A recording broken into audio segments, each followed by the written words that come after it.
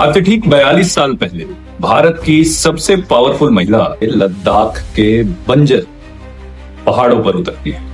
उसका मकसद कोई चुनावी रैली नहीं, बल्कि एक ऐसे शख्स की जान बचाना था जो देश के लिए भूख हड़ताल पर बैठा। और आज उसी शख्स का बेटा दिल्ली के जंतर मंतर पर अपनी जान की आखिरी सांसें गिन रहा है, लेकिन सरकार की तरफ से एक फोन कॉल तक नहीं आया है।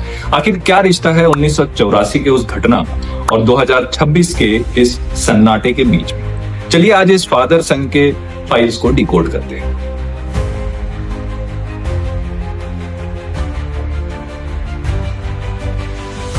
कहानी की शुरुआत होती है आज के दिल्ली से, जहां जंतर मंतर की सड़क पर जुलाई की गर्म हवाओं के बीच एक डेडली साइलेंस छाई हुई है। सोनम वांगचुक, वो नाम जिसने दुनिया को सिखाया कि बिना बिजली के स्कूल कैसे चलाते हैं, आज पिछले 20-21 दिनों से अन्न का एक दाना खाए बिना सिर्फ पानी और नमक के सहारे जिंदा है।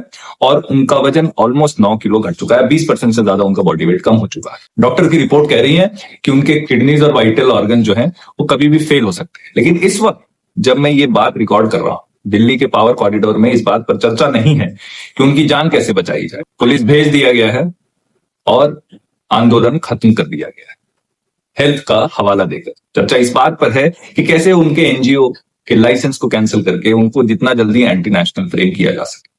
लेकिन दोस्तों, इस नैरेटिव को समझने के लिए हमें थोड़ा पीछे जाना होगा। रिवाइंड कीजिए और साल है 1984, लोकेशन लेह लद्दाख। वहां ही ठीक ऐसा ही माहौल था। एक नेता अपने लोगों के हक के लिए लद्दाख को शेड्यूल ट्राइब स्टेटस दिलवाने के लिए भूख हड़ताल पर बैठा था। उस नेता का नाम था सोनम वांग्याल। जी हाँ, ये वही सोनम वांग्याल हैं जो आज जंतर मंतर पर बैठे सोनम वांगचुक के पिताजी थे। इतिहास का यह संयोग देखिए कि बाप और बेटा दोनों ने अपने अपने दौर में सत्ता की आंखों में आंखें डालकर सवाल पूछा है, लेकिन यहां स्टेट मशीनरी का रिस्पॉन्स बिल्कुल अलग था।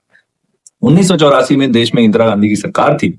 वो इंदिरा गांधी जिन्होंने बांग्लादेश को आजाद कराने में अहम भूमिका निभाई, जिन्हें आयरन लेडी तक कहा जाता था, जो इमरजेंसी लगाने के लिए भी बदनाम हुई।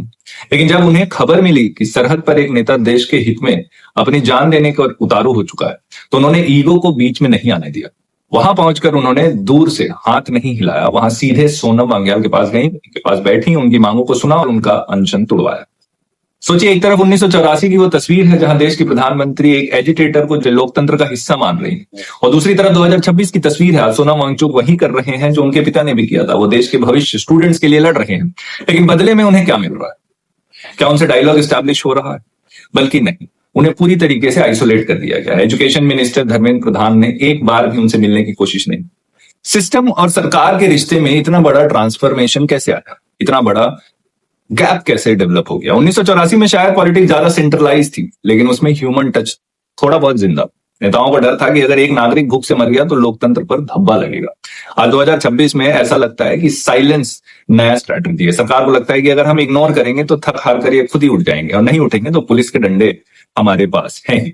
सोनम वांगचुक ने हाल ही में कहा कि मैं 20 जुलाई तक जिंदा रहूंगा, और अगर आप नहीं सुनेंगे तो मैं भूत बनकर जरूर लौटूंगा। ये लाइन एक सिर्फ इमोशनल डायलॉग नहीं है, ये एक वार्निंग सिग्नल है हमारे डेमोक्रेसी के लिए कि जब एक साइंटिस्ट जिसने देश को आइस स्तूपा दिया, सेकमोल दिया, उसे भूत बनने की बात करनी पड़ रही है ताकि सरकार की नींद खुले, तो समझ लीजिए कि सिस्टम का ऑपरेशन सिस्टम करप्ट हो चुका है। क्या हम 1984 के उस इंदिरा प्रोटोकॉल से कुछ भी सीख सकते हैं, या फिर हम 2026 में एक नई प्रेसिडेंट सेट कर रहे हैं जहां सवाल पूछने वाले को सीधा देश का दुश्मन डिक्लेयर कर दिया जाता है? फैसला आपको करना है।